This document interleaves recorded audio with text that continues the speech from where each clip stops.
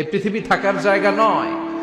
কিয়ামতের সময় আল্লাহ তাআলা মালাকুল মাউতকে বলবেন, সবার রূহ কবজ করে ফেলো, সবার, কেউ থাকবে না, সবার রূহ কবজ হয়ে যাবে। আল্লাহ মালাকুল মাউতকে বলবেন, মালাকুল মাউত কি অবস্থা? বলবে সব শেষ। মাইয়াবকা, কে বাকি? মালাকুল মাউত বলবে জিনেরা বাকি, যাদেরকে দেখা যায় না। আল্লাহ বলবেন জিনদেরকেও শেষ করে ফেলো, রূহ কবজ করো। মালাকুল মাউত আজরাইল জিনদের রূহ কবজ করবে। আল্লাহ এবার জিজ্ঞেস করবে, ইয়া মালাকাল মাউত আখবিরনি মাইয়াবকা, এবার বলো আর কে বাকি? মালাকুল মাউত বলবে, আল্লাহ মানুষগুলো সব শেষ, জিনগুলাও শেষ, এবার বাকি ইবলিশ শয়তান, ইবলিশরেও শেষ করো, ইবলিশও শেষ।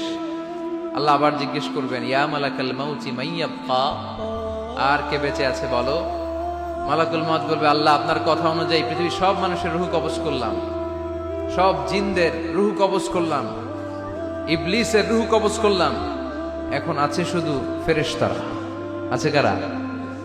যাও ফেরেশতাদের রূহ কবজ করো, ফেরেশতাদের রূহ কবজ হয়ে যাবে। এবার আল্লাহ জিজ্ঞেস করবেন, ইয়া মালাকাল মাউত আখবিরনি মাইয়াবকা।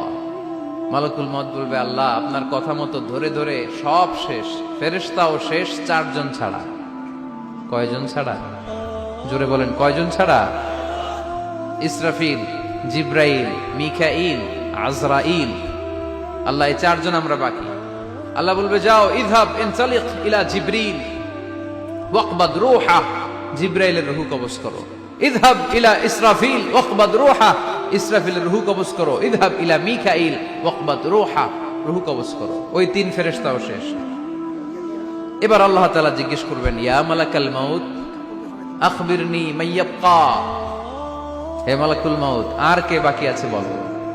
মালাকুল মাউত বলবে, আল্লাহ আপনার কথা মতো মানুষগুলো শেষ, জিনগুলো শেষ, ইবলিশ শেষ, আমার বাকি 3 ভাই ইসরাফিল, মিকাইল, জিব্রাইলও শেষ, শুধু আমি, শুধু আমি। আল্লাহ বলবেন, কেউ নাই? মালাকুল মাউত বলবে, না আল্লাহ কেউ নাই। এবার আল্লাহ তাআলা বলবেন, মালাকুল মাউত তুমি তো সবাই রে মারছো, এবার তুমি মরো,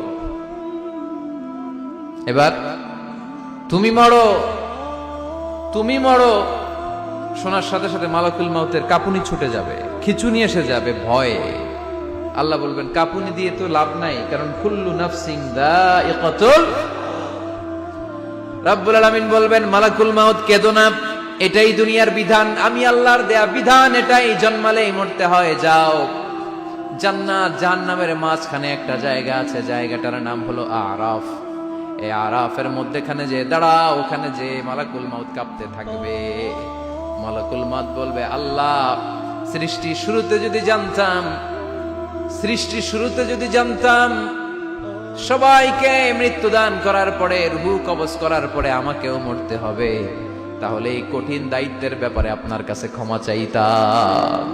আজকে আমারও যে ভাগ্য বরণ করে নিতে হবে সৃষ্টির শুরুতে, আমি এটা কল্পনাই করতে পারিনি। আল্লাহ বলবেন, নো টক, মুত, ইয়া মালাকাল মাউত, মর, মরে যা, মুত, মরে যাও। বলার সাথে সাথে মালাকুল মাউত এক বিকট চিৎকার হাঁকিয়ে মরে যাবে। মালাকুল মাউতের চিৎকারটা সেদিন এত ভয়ঙ্কর হবে, বিষ্ণু ঈসা ইসলাম বলেন, ওই চিৎকারের আওয়াজ যদি পৃথিবীর মানুষেরা কান দিয়ে শুনতে পেত, তাহলে কিয়ামত সংগঠিত হওয়ার জন্য আলাদা করে ইসরাফিলের সিঙ্গার প্রয়োজন হতো না। ওই চিৎকারের আওয়াজে প্রতিটা মানুষ কানের পর্দা ফেটে ওই জায়গায় লাশ হয়ে পড়ে যেত। এবার ডানে বায়ে সামনে পেছনে উপরে নিচে কেউ নাই, একজন ছাড়া। জোরে বলতে হবে, তিনি কে? আল্লাহ তখন পৃথিবীকে একটা ডাক দিবেন, বলবেন, ইয়া দুনিয়া আইনা আনহারুকি, এই পৃথিবী তোর নদীগুলো কোথায়? ইয়া দুনিয়া আইনা আশজারুকি, এই পৃথিবী তোর গাছগুলো কোথায়? বটতলা। ইয়া দুনিয়া আইনাল জিবাল, তোর বড় বড় মাউন্ট এভারেস্ট পাহাড়, আলাস্কা পর্বতমালা, আলপস পর্বতমালা, এগুলো কোথায়? তুর পাহাড় আজকে কোথায়? ইয়া দুনিয়া আইনাল মুলুক, রাজা বাদশারা কোথায়, যারা ক্ষমতার দাপটে পা জমিনে ফেলতে চাইতো না? আইনাল জাবাবেরা, অত্যাচারী স্বৈর শাসকগুলো আজকে কোথায়? কোথায় আজকে? কোনো আওয়াজ নাই। আল্লাহ তখন হুঙ্কার দিয়ে বলবেন, লিমানিল মুলকুল ইয়াউম, who belongs the kingdom today. আল্লাহ চিৎকার দিয়ে বলবেন, আজকে ক্ষমতা কার? আওয়াজ করে বলেন, সেদিন ক্ষমতা কার?